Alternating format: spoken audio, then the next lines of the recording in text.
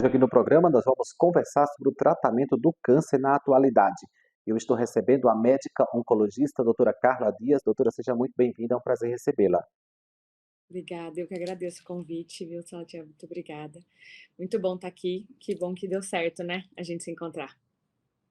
Com certeza, e nós vamos falar sobre um assunto que é como lidar com o câncer, né, doutora? A partir do diagnóstico, inclusive, quando a pessoa recebe esse diagnóstico, como que ela deve enfrentar nesse primeiro momento? Eu acho que o importante, assim, o diagnóstico não é fácil, né, a sentença que a gente carrega quando a gente recebe, né, esse diagnóstico é uma coisa pesada, mas a gente tem que pensar que hoje, graças a Deus, a gente tem muita tecnologia, tem muito diagnóstico precoce, tem muita terapia para a gente conseguir fazer um tratamento muito excelente. Isso é muito bom, né, porque antigamente a gente falava: "Nossa, agora eu tenho esse diagnóstico e, meu Deus, o que vai ser?". Não, e as chances de cura são maiores, os tratamentos estão cada vez, assim, claro que a gente tem quimioterapia, muita coisa ainda, mas obviamente a gente tem imunoterapia, terapias direcionadas, que isso facilitou e melhorou muito o nosso tratamento e a qualidade de vida desse paciente, né.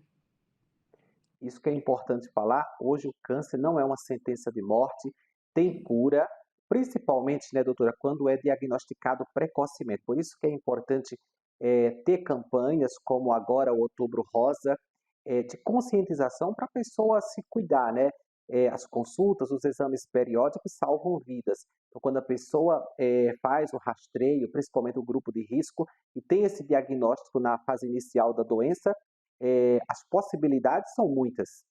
Exato. Por isso que é tão importante, né, Outubro Rosa. Eu acho que é o mais importante para a mulher, assim. Claro que a gente não pode esquecer, a gente acabou de passar do Setembro em Flor, que a gente tem todos os tumores ginecológicos, mas o tumor de mama ainda é o mais incidente. Então, a gente conseguir manter, né, e fazer esses exames preventivos é extremamente importante. Não só para a gente fazer um diagnóstico precoce, mas sim que também a gente fazer todo o acompanhamento.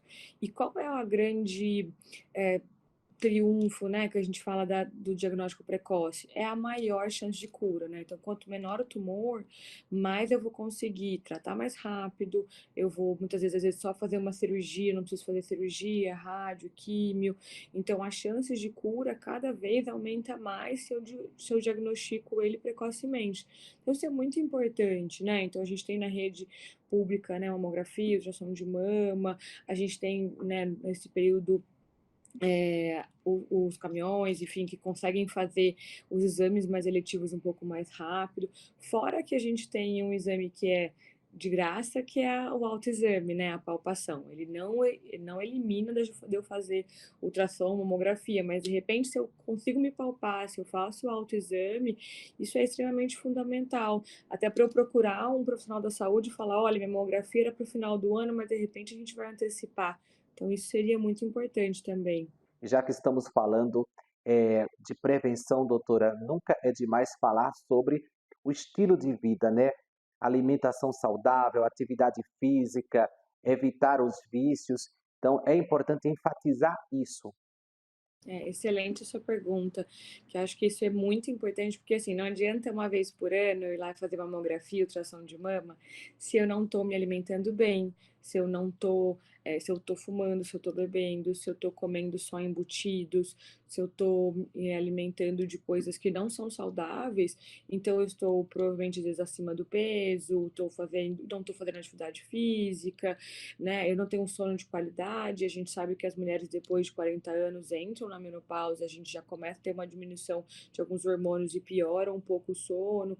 Então, é excelente seu ponto. Acho que se a gente não pegar esses pilares, né, de mudança de hábitos de vida saudável, nada adianta eu ir no médico uma vez por ano e fazer os exames. É claro que adianta, mas se eu puder fazer a prevenção primária, né, essa educação social, a gente conseguir se alimentar bem, porque quando uma pessoa da família se alimenta bem, todo mundo ali entra, né, naquele hall, tá todo mundo junto, isso é muito importante.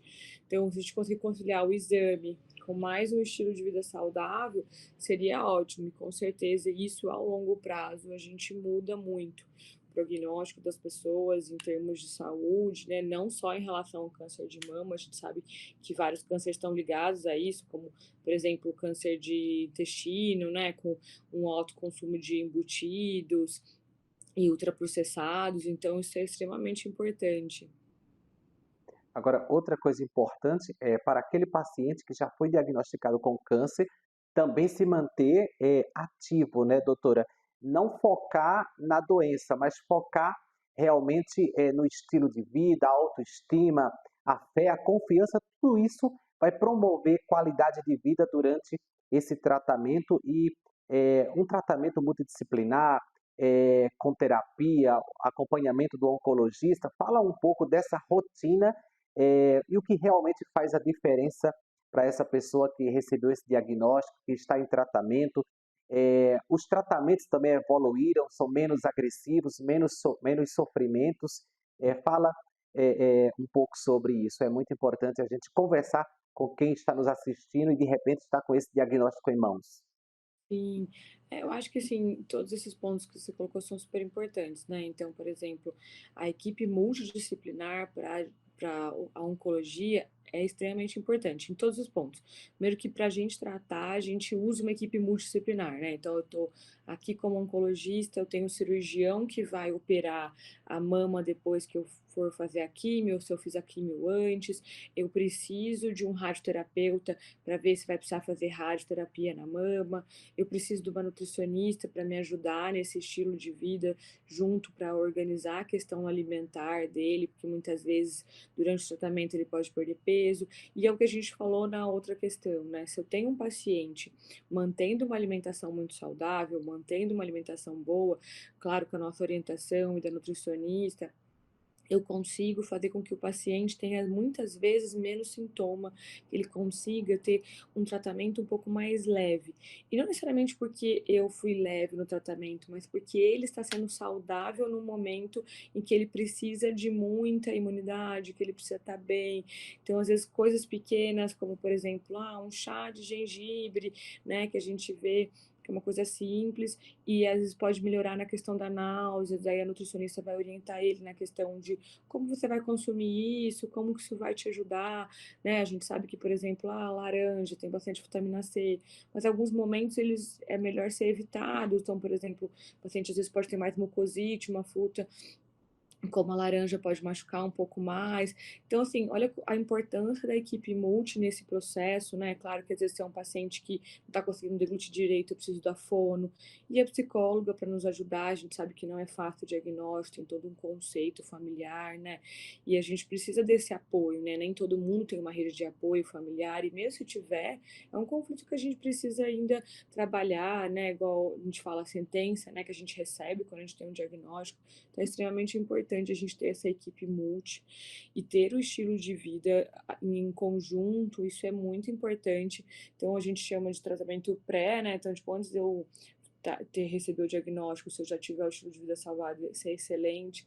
Se eu tô fazendo tratamento, eu consigo conciliar uma atividade física que vai melhorar minha fadiga durante o tratamento oncológico, alimentação, sono, isso vai ser excelente. E a gente não pode esquecer o pós, né? Não é porque eu fiz químio, fiz rádio, que eu vou voltar a comer tudo errado que eu comia, não fazer atividade física e vou continuar estando inflamado. Então, a chance de, né, voltar alguma coisa assim, ou ter um novo, a gente acaba tendo esse aumento. E igual você falou, a questão dos tratamentos, a gente ainda tem as quimioterapias, né, que a gente sabe que muitas vezes tem queda de cabelo, mal-estar e outras coisas, e muitas vezes elas ainda não são substituíveis, né, então alguns tratamentos, mesmo com os novos estudos, imunoterapia, a gente precisa ainda usar a quimioterapia, que ela é extremamente importante, mas não esquecer isso, que hoje a gente tem muita coisa boa para usar, né? Então a gente tem terapia direcionada, a imunoterapia que estimula a imunidade para fazer o tratamento, né? Explicando de uma maneira um pouquinho mais ampla, né? Para ficar mais fácil. Então, graças a Deus, hoje na oncologia a gente tem um cenário muito bom de tratamento, de cuidado, né? Com certeza, a tecnologia, a individualização, né, a humanização, tudo isso facilita. Doutora, muito obrigado pelas informações. Volte outras vezes para tirar nossas dúvidas. Obrigado você, obrigado pelo retorno, enfim, foi ótimo o nosso bate-papo. Vamos ter mais vezes sim. Tchau, tchau. Muito obrigado você também pela companhia. Eu te espero no nosso próximo bate-papo aqui no Doutor TV. Mas até lá, você pode conversar conosco através das nossas redes sociais, especialmente o nosso perfil no Instagram, @canal Doutor TV. Aproveitando, inscreva-se também no nosso canal no YouTube, ative o sininho para você receber notificações do nosso conteúdo diário. Te vejo lá.